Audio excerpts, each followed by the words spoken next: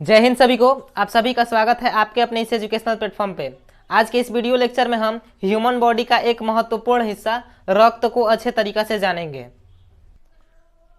देखिए, जो हमारा ब्लड है मुख्यतः दो हिस्सों से मिलकर बना है, एक है प्लाज्मा और एक है रुधिराणु। प्लाज्मा पूरे रक्त का लगभग 55 से 60% होता है और जो रुधिराणु है वह 40 से 45% होता है। कहने का मतलब यह है कि अगर 100 ml अगर आप रक्त ले रहे हैं तो उसमें से 55 से 60 ml आपको क्या मिल जाएगा, प्लाज्मा मिल जाएगा, और 40 से 45 ml आपको क्या मिल जाएंगे, रुधिराणु मिल जाएंगे।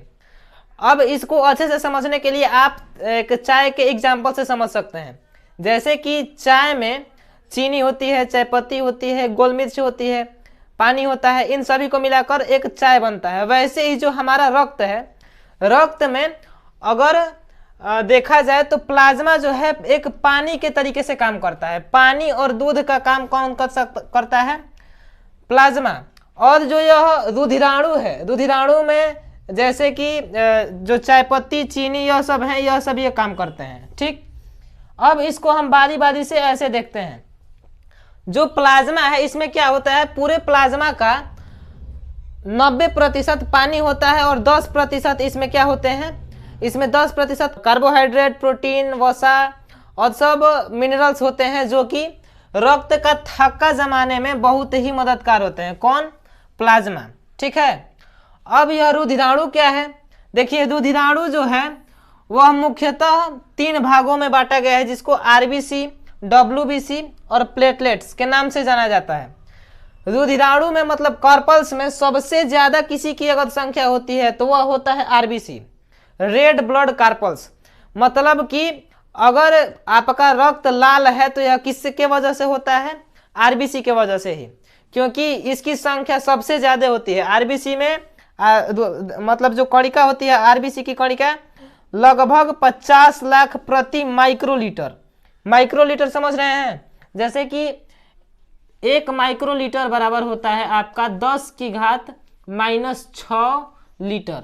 यह ml मिलीलीटर नहीं है, क्या है, यह माइक्रोलीटर है। तो आरबीसी की संख्या सबसे ज्यादा 50 लाख होती है। वहीं डब्ल्यूबीसी की संख्या 4000 से 10,000 के बीच में बिलोंग करता है।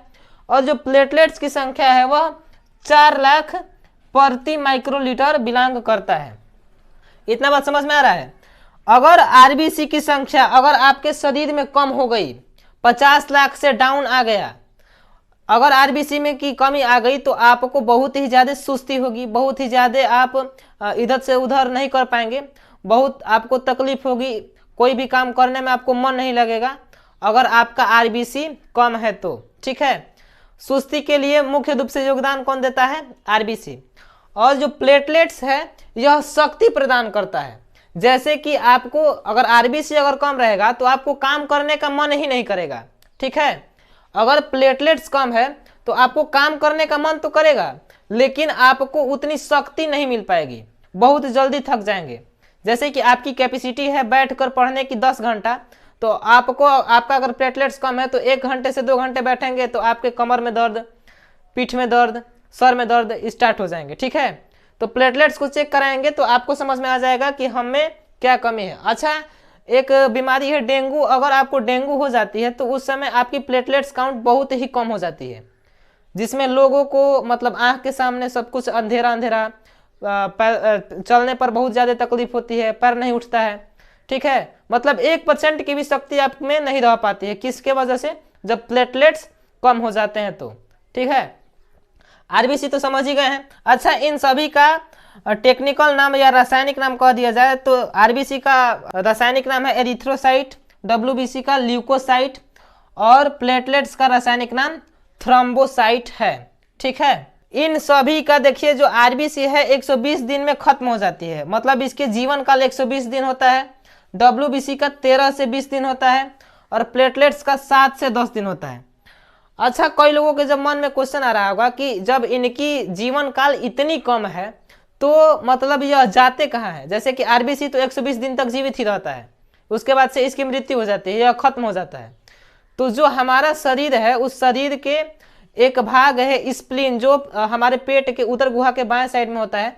स्प्लीन में जाकर इसको स्प्लीन को ही रक्त का कब्रगाह आरबीसी का कब्रगाह कहा जाता है। वहां पर ही जाकर यह इकट्ठा होता है, ठीक है, और उसमें आरबीसी को खाकर खत्म कर देती है, ठीक है। तो आरबीसी और डब्ल्यूबीसी और प्लेटलेट्स, इसका जीवन काल देख लिए। डब्ल्यूबीसी का मुख्य कार्य यह है कि आपको हमेशा यह रोगों से रक्षा करने में मददगार होता है। अगर डब्ल्यूबीसी की संख्या कम है तो आपकी रोग कोई भी होगी तो बहुत ज़्यादा जल्दी समय पर ठीक नहीं हो पाएगा। अगर जल्दी से रोग किसी को ठीक करना है तो आपका डब्ल्यूबीसी का काउंट ठीक होना चाहिए, ठीक है।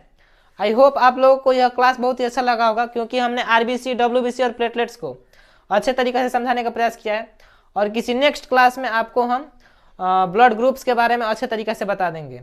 तब तक के लिए हमें दीजिए इजाज़त। जयतु भारती, जयतु संस्कृति।